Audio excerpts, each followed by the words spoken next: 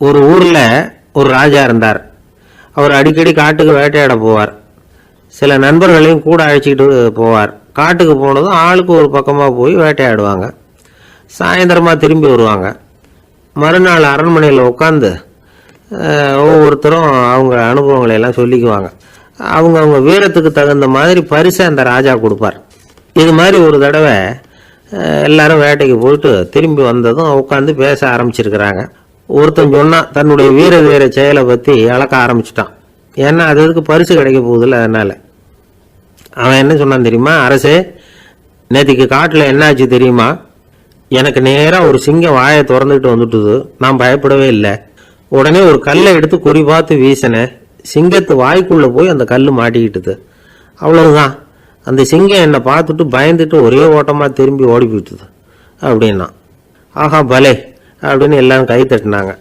ரெண்டாவது ஆள் ஒருத்தன் எழுந்திரிச்சான். அவன் சொல்ல ஆரம்பித்தான், அரசே, நான் போன வழியில் 2 பெரிய மலைப்பாம்பு கிடந்தது. என்னை முழுங்கிறதுக்கு வந்தது. நான் என்ன பண்ணேன் தெரியுமா? அந்த 2 பாம்போட வாலையும் ஒன்றா சேர்த்து முடிச்சு போட்டுட்டேன். அவ்வளவுதான். அது அங்கே இழுக்க இது இங்கே இழுக்க முடிச்சு நல்லா இறுகி போட்டுது அப்படின்றான். ஆஹா அற்புதம்னு சொல்லி எல்லாரும் கை தட்டினாங்களாம். அடுத்தபடியாக 3வது ஆள் ஒருத்தன் வந்தான். அவன் சொல்ல ஆரம்பித்தான், மன்னா, நான் போன பாதையில் குறுக்க ஒரு ஆறு. அதில் இறங்கி குளித்தேன். யாரோ காலை பிடிச்சி இழுக்கிறது மாதிரி இருந்தது. திரும்பி பார்த்தா ஒரு பெரிய முதலை. நான் உடனே அப்படியே ஒரு துள்ளல் துள்ளி அது முழுகில் போய் உக்காந்துக்கிட்டேன். அதை அப்படியே கரைக்கு நீந்த வச்சேன். கரைக்கு வந்து சேர்ந்ததும் அப்படியே ஒரே துள்ளி குதித்து கரைக்கு வந்துட்டேன் அப்படின்றான். அவன் தன்னுடைய வீரத்தை அப்படி சொல்லியிருக்கான். அடடா எப்பேற்பட்ட வீரம் அப்படின்னு எல்லாரும் கை தட்டினாங்களாம். 4வது ஆள் எழுந்திரிச்சான். மன்னா, நான் போன இடத்துல ஒரு கரடி வந்து என்னை துரத்த ஆரம்பிச்சுட்டுது. நான் ஒரு மலை உச்சிக்கு வந்துட்டேன். அதுக்கப்புறம் ஒரு அடி எடுத்து வச்சாலும் அதில் பாதாளத்தில் விழ வேண்டியது தான்.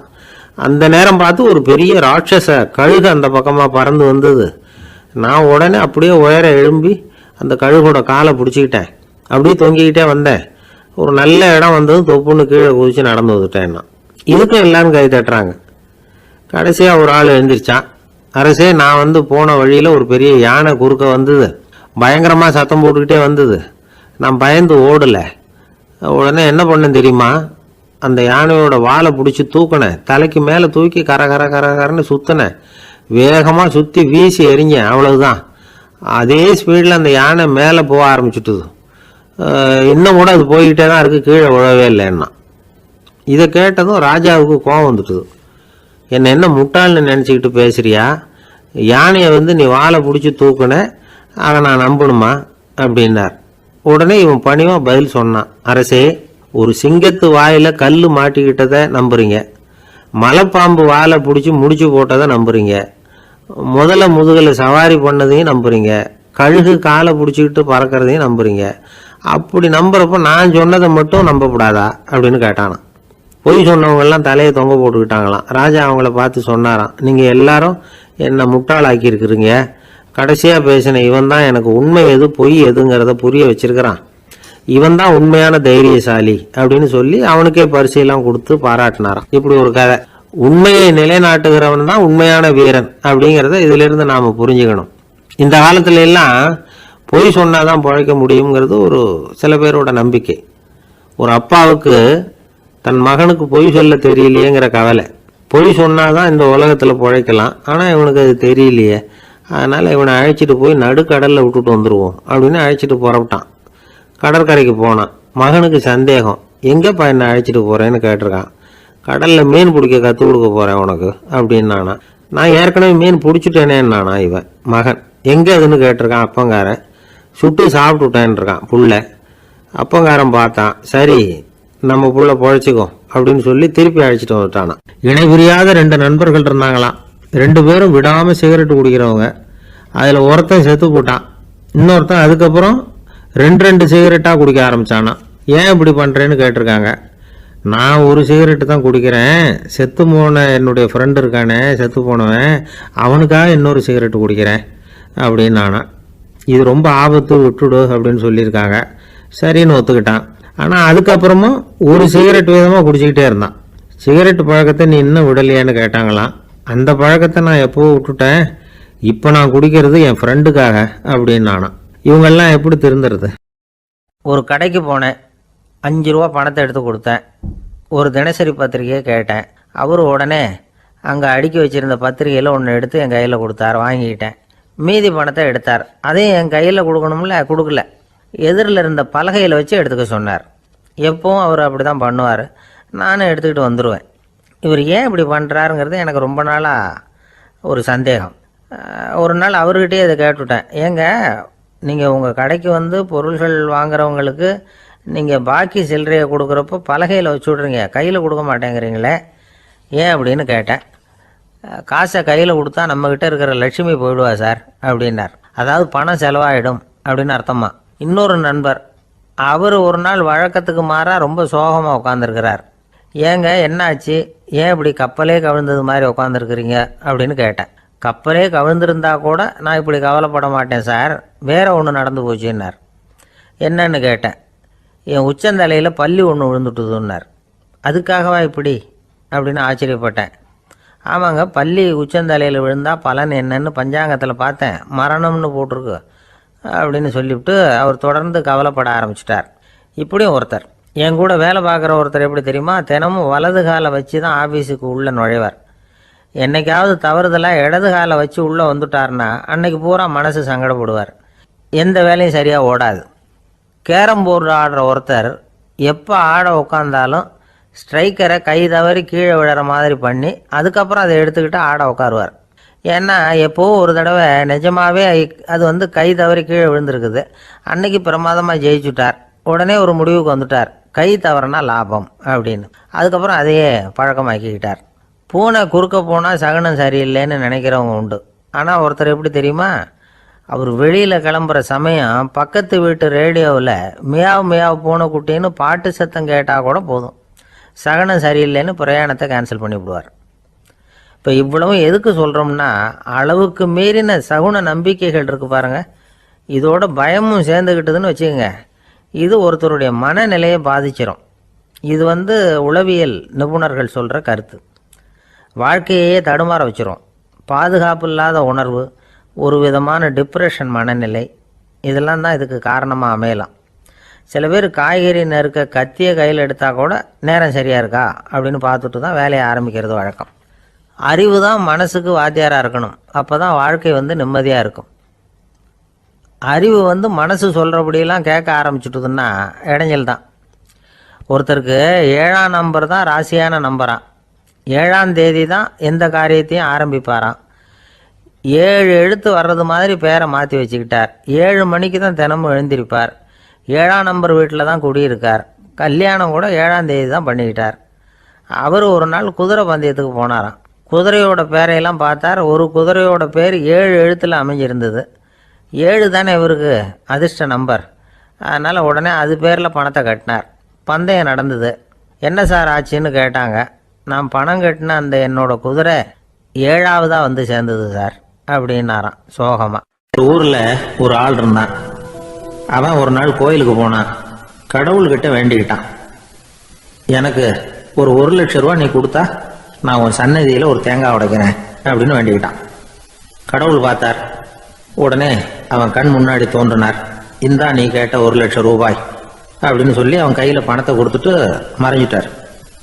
இவனால் நம்பவே முடியல. இவ்வளவு சுலபமாக கிடைக்கும்னு தெரிஞ்சிருந்தா அனாவசியமாக ஒரு தேங்காய் உடைக்கிறேன்னு வேண்டியிருக்க வேண்டியது இல்லையே அப்படின்னு நினச்சான். இருந்தாலும் வேண்டுதலை நிறைவேற்ற வேண்டியது கடமை. அதுக்காக என்ன பண்ணா, பக்கத்தில் ஒரு கடைக்கு போனான். ஒரு தேங்காயை கையில் எடுத்தான். இது என்ன விலைன்னு கேட்டான். 5 ரூபான்னார் கடையில் இருந்தவர். அதிகமாக இருக்குதே விலைன்னா. அப்படின்னா ஒன்று செய்யுங்க, அடுத்த ஊருக்கு போங்க, அங்கே தென்னந்தோப்பு அதிகம், அதனால் அங்கே இதை விட குறைஞ்ச விலைக்கு கிடைக்கும் அப்படின்னார். சரின்னு அடுத்த ஊருக்கு கிளம்புனான். அங்கே போய் விசாரித்தான். ஒரு தேங்காய் 3 ரூபாய் விலைன்னாங்க. இதுவும் அதிகமாக தெரியுதேன்னா. அப்படின்னா ஒன்று செய்ய, அதோ அந்த ஆற்று ஓரமாக ஒரு தென்னை மரம் இருக்கு பார், அதில் நீயே ஏறி பறிச்சுக்கோ, ஒரு தேங்காய்க்கு 1 ரூபா கொடுத்தா போதும் அப்படின்னார் அந்த தோப்புக்கு சொந்தக்காரரு. இவனுக்கு மரம் ஏற தெரியாது. இருந்தாலும் ஆசை யார விட்டுது, விலை சல்லிசா இருக்குதே. ஆற்று ஓரம் போனால் தட்டு தடுமாறி அந்த மரத்தில் ஏறினா அந்த தென்னை மரம் வளைஞ்சி ஆற்று பக்கம் போய் அப்புறம் நிமிர்ந்து இருந்தது. அதாவது மரத்தின் உச்சி சரியா ஆற்றுக்கு நடுவில் இருந்தது. ஆற்றுல வெள்ளம் கரை புரண்டு ஓடிக்கிட்டு இருக்கு. இவன் கடவுள் கொடுத்த 1,00,000 ரூபாயை மடியில் வச்சு இறுக்கி கட்டிக்கிட்டான். உச்சிக்கு போய் காய் பறிக்கிற சமயத்தில் காற்று மழையும் பலமாக கலந்து அடிக்க ஆரம்பிச்சுட்டுது. கால் வழுக்கி விட்டுட்டுது. இவன் சடார்னு ஒரு தென்னை மட்டையை பிடிச்சிக்கிட்டு தொங்க ஆரம்பிச்சிட்டான். கீழே பயங்கரமான வெள்ளம். மடியில் 1,00,000 ரூபா பணம். என்ன செய்யறதுன்னு தவிக்கிறான். இந்த சமயம் கரையில் ஒரு யானைப்பாகன் யானையை குளிப்பாட்டிக்கிட்டு இருக்கிறான். அது அவன் கண்ணில் பட்டுது. ஐயா ஒரு உதவின்னு கத்துனான். அவன் என்ன செய்யணும்னு கேட்டான். உன் யானையை மெதுவாக இங்கே அழைச்சிட்டு வா, எனக்கு நேராக கீழே நிறுத்து, என் காலை பிடிச்சி மெதுவாக கீழே இறக்கி விட்டுரு, என் மடியில் இருக்கிற பணத்தில் உனக்கு 10,000 ரூபா தரேன் அப்படின்னா. அவன் பார்த்தான். காலை கையை பிடிச்சா கூட எவனும் இந்த காலத்தில் 10 ரூபாய்க்கு மேலே தரமாட்டேங்கிறான். இவன் காலை பிடிச்சா 10,000 தர்றேங்கிறான் அப்படின்னு யோசனை பண்ணான். உடனே யானையை கொண்டுட்டு போனான். அவனுக்கு நேராக கீழே நிறுத்தினான். அவன் காலை பிடிச்சான். அவ்வளவுதான். அந்த நேரம் பார்த்து யானை மெதுவாக நடந்து அப்பால போட்டுது. இப்போ யானைப்பாகன் அவன் காலை கெட்டியாக பிடிச்சிட்டு தொங்குறான். பரிதாபமா மேலே பார்க்குறான். அவன் மட்டையை பிடிச்சிட்டு தொங்குறான். இப்போ யானைப்பாகன் சொல்கிறான், தம்பி மட்டையை விட்டுறாத, கெட்டியாக பிடிச்சிக்கோ, நான் உனக்கு 10,000 ரூபா தரேன், இதோ மடியில் தான் வச்சுருக்கேன்னா. மேலே தொங்குறவனுக்கு இந்த நிலைமையிலேயும் ஒரு சந்தோஷம், மேற்கொண்டு ஒரு 10,000 ரூபா நமக்கு கிடைக்கும் போல இருக்கே அப்படின்னு. இந்த சமயத்தில் ஒருத்தன் ஒட்டகத்தை ஓட்டிகிட்டு வந்தான் அந்த பக்கமாக குளிப்பாட்டுறதுக்கு. யானைப்பாகன் பார்த்துட்டான். ஐயா ஒட்டகக்காரரே, அதை இங்கே கொண்டுட்டு வா, எங்கள் காலை பிடிச்சி பத்திரமா இறக்கி விடு, நாங்கள் பணம் கொடுக்குறோம்னா. அவனும் பணத்துக்கு ஆசைப்பட்டு வந்தான். அவன் காலை பிடிக்கிற சமயம் ஒட்டகமும் நழுவி போட்டுது. இப்போ 3 பேருமே வரிசையாக தொங்குறாங்க. ஒட்டகக்காரன் கத்துறான், தம்பி மட்டையை விட்டுறாத, கெட்டியாக பிடிச்சிக்கோ, நான் என் மடியில் இருக்கிற 5,000 உனக்கு தந்துடுறேன்னா. மேலே தொங்குறவனுக்கு இன்னமும் சந்தோஷம், இவனும் பணம் தர்றேங்கிறான் அப்படின்னா இன்னைக்கு நமக்கு மொத்த பண வரவு எவ்வளவு அப்படின்னு ஒவ்வொன்றா கூட்டி பார்க்க ஆரம்பிச்சான். மனக்கணக்கு சரியா வரல. அதனால அப்படியே விரல விட்டு எண்ண ஆரம்பிச்சான். அவ்வளவுதான். மட்டையை விட்டுட்டு கை நழுவி வந்துட்டுது. 3 பேரும் பொத்துன்னு ஆத்துல விழுந்தாங்க. படாத பாடுபட்டு தட்டு தடுமாறி கரைக்கு வந்து சேர்ந்தாங்க. 3 பேர் மடியில் இருந்த பணமும் ஆத்தோட போட்டுது. பேராசை பெருநஷ்டம் அப்படின்னு ஒரு பழமொழி இருக்குல்ல, அதை விளக்கறதுக்காக சொல்லப்பட்ட கதை இது. ஒரு அம்மா தெருவில் உட்காந்து என்னத்தையோ தேடிட்டு இருக்கிறாங்க. அந்த அம்மா ஒரு சூஃபி ஞானி. அவங்க பேர் என்னன்னா ரபியா அல் லடாவியா. அந்த அம்மாவுக்கு கண் கூட தெளிவாக தெரியாது. அந்த பக்கமாக வந்த சில பேர் இவங்களுக்கு உதவி செய்கிறதுக்காக வந்தாங்க. என்ன தேடிட்டு இருக்கிறீங்க அப்படின்னு கேட்டாங்க. இதுக்கு அந்த அம்மா, அந்த கேள்வி அவ்வளோ முக்கியத்துவம் இல்லை, நான் தேடிக்கிட்டு இருக்கிறேன், உங்களால் முடிஞ்சால் எனக்கு உதவி பண்ணலாம் அப்படின்னாங்களாம். உதவி செய்ய வந்தவங்களுக்கு ஆச்சரியம். எதை தேடுறோங்கிறது தெரியாமல் இப்படி ஏன் நேரத்தை செலவழிக்கிறீங்க, நாங்கள் எப்படி உங்களுக்கு உதவ முடியும், எங்களுக்கு ஒன்றும் புரியலையே அப்படின்ட்டுருக்காங்க. சரி, உங்களை திருப்தி பண்ணுறதுக்காக சொல்கிறேன், ஒரு குண்டூசி தொலைஞ்சி போச்சு, அதை தேடுறேன் அப்படின்னாங்களாம் அந்த அம்மா. அதுக்கப்புறம் இவங்களும் சேர்ந்து தேட ஆரம்பிச்சிட்டாங்க. கொஞ்ச நேரம் ஆச்சு, ஒன்றும் கிடைக்கல. உதவி செய்ய வந்தவங்களும் அழுத்து போட்டாங்க. அப்புறம் கேட்டாங்க, பாருங்கம்மா, இது ரொம்பவும் பெரிய தெரு, அகலமான தெரு, அதனால் குறிப்பாக நீங்கள் எந்த இடத்துல அந்த குண்டூசியை தொலைச்சிங்க அதை சொல்ல முடியுமான்னாங்களாம். இதுக்கு அந்த அம்மா, நீங்கள் மறுபடியும் அர்த்தமில்லாத கேள்வியை கேட்குறீங்க, உங்கள் கேள்விக்கும் நான் தேடுறதுக்கும் என்ன சம்மந்தம்னாங்களாம். இதை கேட்டதும் அவங்க ஒரு மாதிரி ஆயிட்டாங்க. என்னம்மா நீங்கள் பைத்தியம் மாதிரி பேசுகிறீங்க அப்படின்னாங்களாம். சரி, உங்களை மறுபடியும் திருப்திப்படுத்துறதுக்காக சொல்கிறேன், அதை நான் எங்கள் வீட்டில் தொலைச்சுட்டேன் அப்படின்னாங்களாம். அப்புறம் எதுக்காக இங்கே வந்து தேடிட்டு இருக்கிறீங்க அப்படின்னு கேட்டிருக்காங்க. ஏன்னா இங்கே தான் வெளிச்சம் அதிகமாக இருக்குது, அங்கே வீட்டுக்குள்ளே இருட்டாக இருக்குது, அதனால் இங்கே வந்து தேடுறேன், வெளிச்சம் உள்ள இடத்துல தானே தேட முடியும் அப்படின்னாங்களாம் அந்த ஞானி. இந்த கதைக்கு என்ன அர்த்தங்கிறத பெரியவங்க சொல்கிறாங்க. அதாவது இந்த தேடுதல்ங்கிறது ஒரு வியாதி. அது நம்ம சதா அலைய வைக்கும், பைத்தியமாக மாற்றுறதுக்கு முயற்சி பண்ணோம். ஒரு காலம் அது நிறைவு அடையவே அடையாது. வாழ்வுங்கிறது ஒரு புரிந்து கொள்ள முடியாத சதா இயங்கி கொண்டிருக்கிற ஒரு செயல். அதுக்கு ஆரம்பமும் இல்லை, முடிவும் கிடையாது. எதையோ தேடணும் அப்படிங்கிற உந்துதல் நமக்குள்ளே இருக்கும். ஆனால் குறிப்பாக எதை தேடிட்டு இருக்கிறோம் அப்படிங்கிறது புரியாது. அப்படி ஏதாவது ஒன்றை தேடி அடைஞ்சிடுறோம்னு வச்சுக்கோங்க, உடனே ஒரு அதிருப்தி வந்துடும். அதனால் வாழ்க்கைங்கிறது சலிப்பு நிறைந்தது அப்படிங்கிற எண்ணத்தை உண்டாக்கிக்கிறோம். ஒன்று அடைஞ்சதுக்கு அப்புறம் இன்னொன்று தேட ஆரம்பிச்சிருவோம். ஆக இந்த தேடல்ங்கிறது நாம் ஒன்று அடைஞ்சாலும் அடையாவிட்டாலும் தொடர்ந்து நடந்துக்கிட்டு தான் இருக்கும். இதுக்கு முடிவே கிடையாது. இந்த உண்மையை நாம் நல்லா புரிஞ்சுக்கணும் அப்படிங்கிறது பெரியவங்களுடைய கருத்து. ஏழையும் தேடுறான், பணக்காரனும் தேடுறான், நோயாளியும் தேடுறான், நோய் இல்லாதவனும் தேடுறான், அதிகாரம் உள்ளவனும் தேடுறான், அதிகாரம் இல்லாதவனும் தேடுறான், முட்டாளும் தேடுறான், அறிவாளியும் தேடுறான். ஆனால் யாரும் இதை தான் தேடி சாதிக்க போகிறோம், இதுதான் முடிவு அப்படின்னு திட்டவட்டமாக சொன்னதில்லை. ஒன்று அடைஞ்சதும் இன்னொன்று தேட ஆரம்பிச்சிடுறாங்க, அவ்வளோதான். அதாவது உங்களின் தேடுபவர் உங்கள் உள்ளே தான் இருக்கிறார், அவரை தேடி கண்டுபிடியுங்கள். இதுதான் ஞானிகள் நமக்கு சொல்லுகிற ஒரு ஆலோசனை. நம்மால் ஒருத்தன் ஜெயிலில் இருந்தான். இன்னொரு கைதி அவனை பார்த்து கேட்டான், ஏன்பா உன்னை பார்க்குறதுக்கு வெளியிலேருந்து யாருமே இங்கே வர்றது இல்லையே, உனக்கு சொந்தக்காரங்களே கிடையாதா அப்படின்னு கேட்டானான். ஏன் இல்லை, எனக்கு சொந்தக்காரங்க நிறைய பேர் உண்டு, அவங்க என்னை பார்க்க வராததுக்கு காரணம் வேற அப்படின்ட்டுருக்கான் இவன். என்ன காரணம்னு கேட்டான் அவன். அதுக்கு இவன் சொன்னானா, அதுக்கு என்ன காரணம்னா அவங்க எல்லாரும் இங்கே உள்ளேயே இருக்கிறாங்க அப்படின்னானா.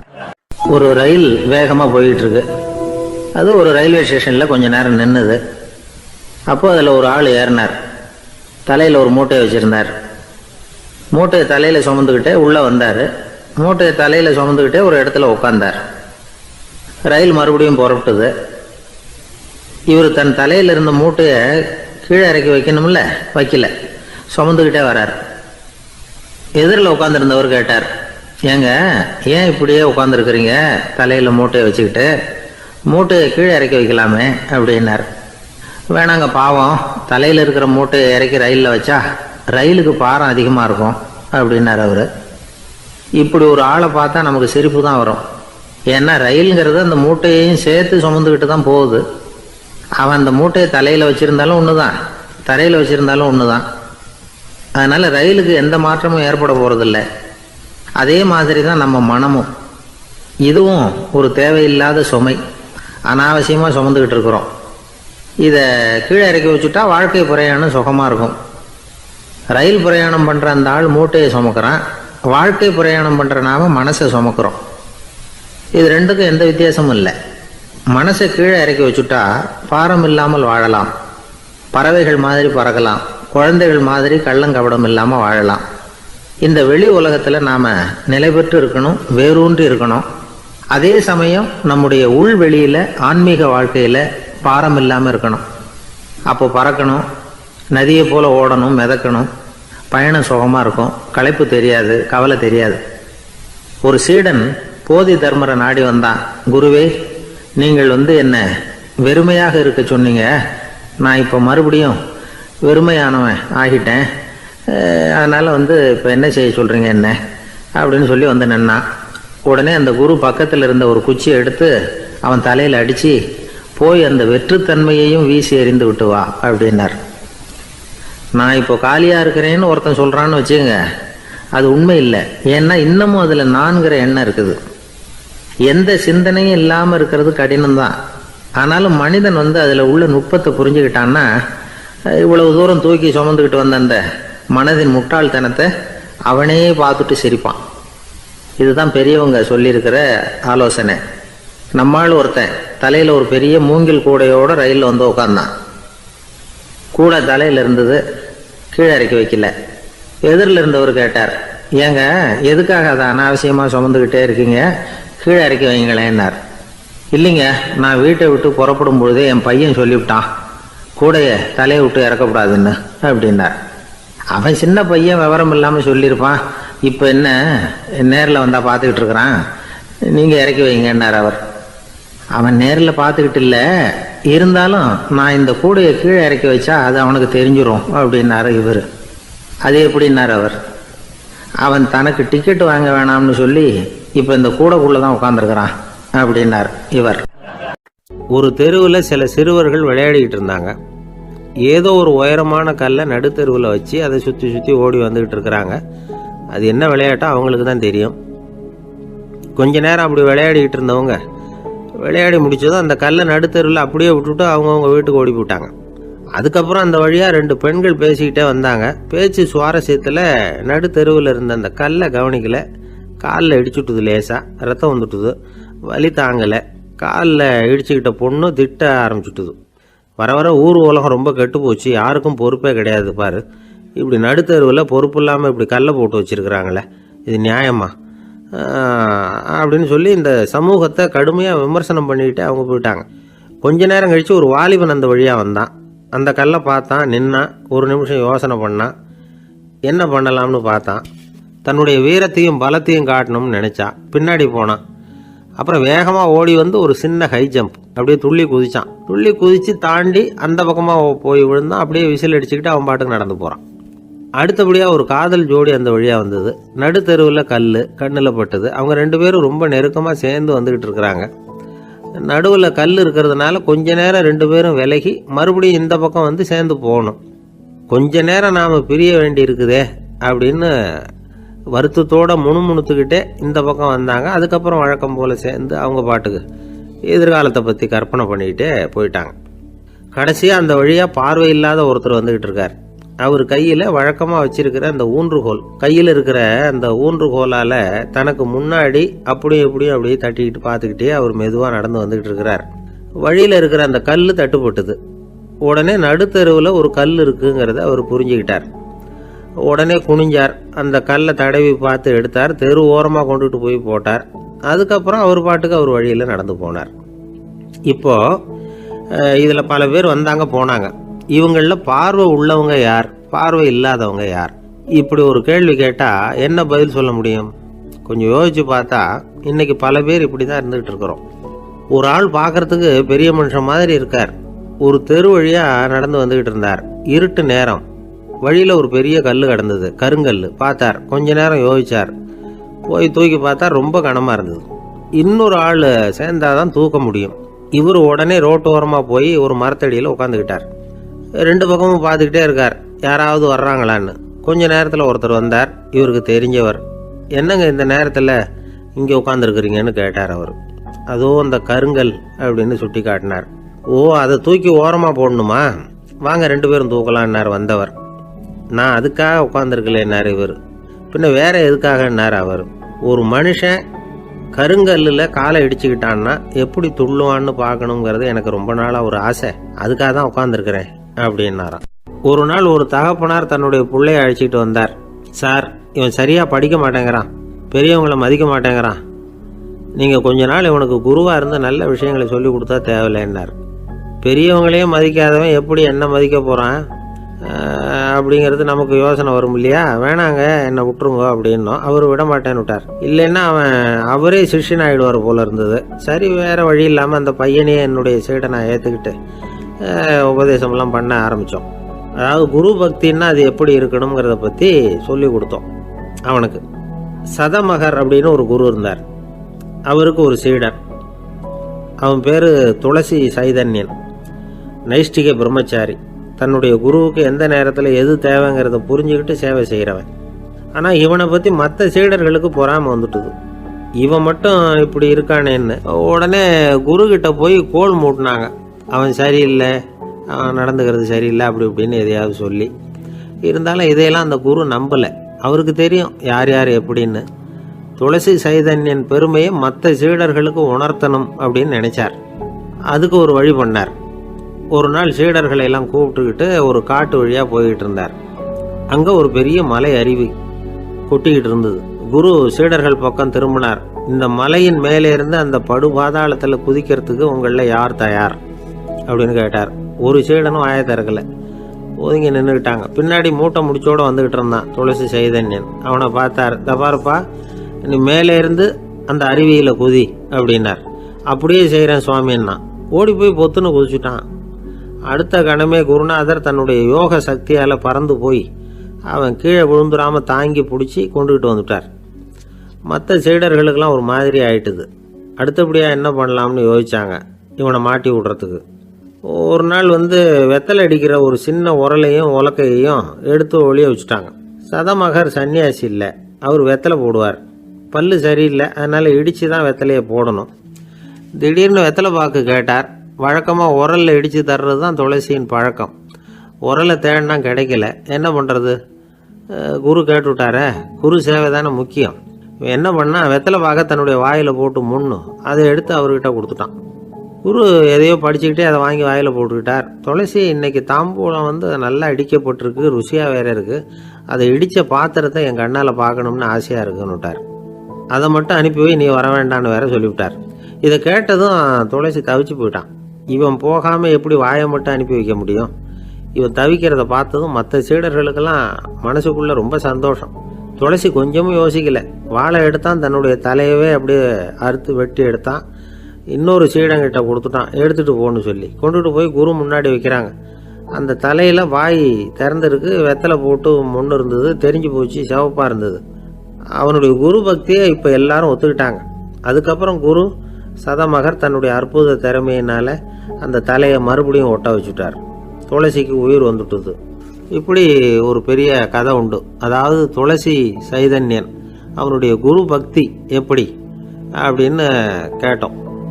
ரொம்ப அபாரம் அப்படின்னு அந்த பையன் அடக்கமாக சும்மா விளையாட்டுக்காக தான் அப்படி அவங்ககிட்ட கேட்டோம். ஏன்பா உன்னுடைய குரு பக்தியை என்கிட்ட காட்டுறதுக்கு உன்னோட கழுத்தை நீயே அறுக்கணும்னு நான் சொன்னா அதை நீ செய்வியா அப்படின்னு கேட்டோம்.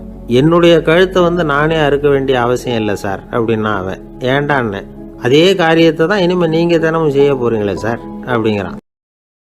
பந்திக்கு முந்தர ஆசாமிகள் நம்மள பல பேர் உண்டு. அப்படி முந்தறதுக்கு கூட முயற்சி பண்ணுறவங்க நிறைய பேர் இருக்கிறாங்க. இதில் என்ன ஒரு விஷயம்னா, பந்திக்கு முந்துறது கூட தப்பு இல்லை. ஆனால் அப்படி ஒரு விருந்தில் ஆளாக போய் உட்காந்து சாப்பிட்டா கூட வெளியில் வர்றப்ப என்ன பெரிய விருந்து வச்சுட்டான், சாம்பாரில் உப்பு இல்லை, ரசத்தில் காரம் இல்லை அப்படின்னு குறை சொல்லிகிட்டே வர்றது இருக்கு பாருங்க, அது சரியில்லை, நாகரிகமும் இல்லை. கல்யாண பத்திரிகையில் என்ன போட்டிருக்குது, என் பொண்ணுக்கும் இன்னார் பையனுக்கும் கல்யாணம், எல்லாரும் குடும்பத்தோடு வந்திருந்து மணமக்கள் ஆசீர்வதிக்கணும், இப்படி தானே போட்டிருக்கோம். குடும்பத்தோடு விருந்து சாப்பிட்டு சாப்பாடு எப்படி இருக்குன்னு அபிப்பிராயம் சொல்லிவிட்டு போங்க அப்படின்னா போட்டிருக்கு கல்யாண பத்திரிகையில். ஒருத்தர் வீட்டு விசேஷத்துக்கு போயிருக்கோம்னா எவ்வளவோ அசௌகரியங்கள் நமக்கு ஏற்படலாம். ஏராளமான கூட்டம் வந்திருக்கும். எல்லாரையும் அவங்க தனித்தனியாக கவனிச்சிக்கிட்டு இருக்க முடியாது. நாம தான் அனுசரித்து நடந்துக்கணும். நாமளாக போய் வாழ்த்த வேண்டியவங்களை வாழ்த்தி விட்டு சேரணும். அதை விட்டுட்டு பத்திரிக்கை கொடுத்தானேன்னு போனேன், கவனிப்பே சரியில்லை அப்படின்னு புலம்பிக்கிட்டு இருக்கக்கூடாது. ஒரு விருந்துக்கு போனால் அங்கே எப்படி நடந்துக்கணும் அப்படிங்கிறத பற்றி கூட அனுபவசாலிகள் சில விவரங்கள்லாம் சொல்லியிருக்கிறாங்க. இந்த காலத்தில் கல்யாணம், பிறந்த நாள், அது இதுன்னு நிறைய விருந்துகள் நடக்குது. அதெல்லாம் எதுக்காக? மனித உறவுகளை வளர்த்துக்கிறதுக்காக தான், வேற எதுக்கு? ஒரு விருந்துக்கு போனால் அமைதியாக பொறுமையாக போய் உட்காரணும். அடித்து பிடிச்சிக்கிட்டு இடத்த பிடிக்க போகிறேன் அப்படின்னு நிற்கக்கூடாது. முதல் பந்தி நடந்துக்கிட்டு இருந்தால் அது முடிஞ்சு இலை எடுத்து சுத்தம் பண்ணதுக்கு அப்புறம் போய் உட்கார்றது தான் நாகரீகம். இலை எடுக்கிறதுக்கு முன்னாடியே அங்கே போய் உட்காந்தா நல்லா இருக்காது. நீங்கள் சாப்பிட்டுட்டு உட்காந்துருக்கீங்களா, சாப்பிட்றதுக்கு உட்காந்துருக்கீங்களா, பார்க்குறவங்களுக்கு சந்தேகம் வந்துடும். அதே மாதிரி இலையில எல்லா ஐட்டமும் பரிமாறினதுக்கு அப்புறம் சாப்பிட ஆரம்பிக்கணும். ஒவ்வொரு ஐட்டமாக வைக்க வைக்க நாம் பாட்டுக்கு எடுத்து உள்ளே தள்ளிகிட்டே இருந்தோம்னா எதை வச்சோம் எதை வைக்கலன்னு பரிமாறினவரே குழம்பி போயிடுவார். ஏன்னா எப்போ பார்த்தாலும் இலை காலியாகவே இருக்கும்.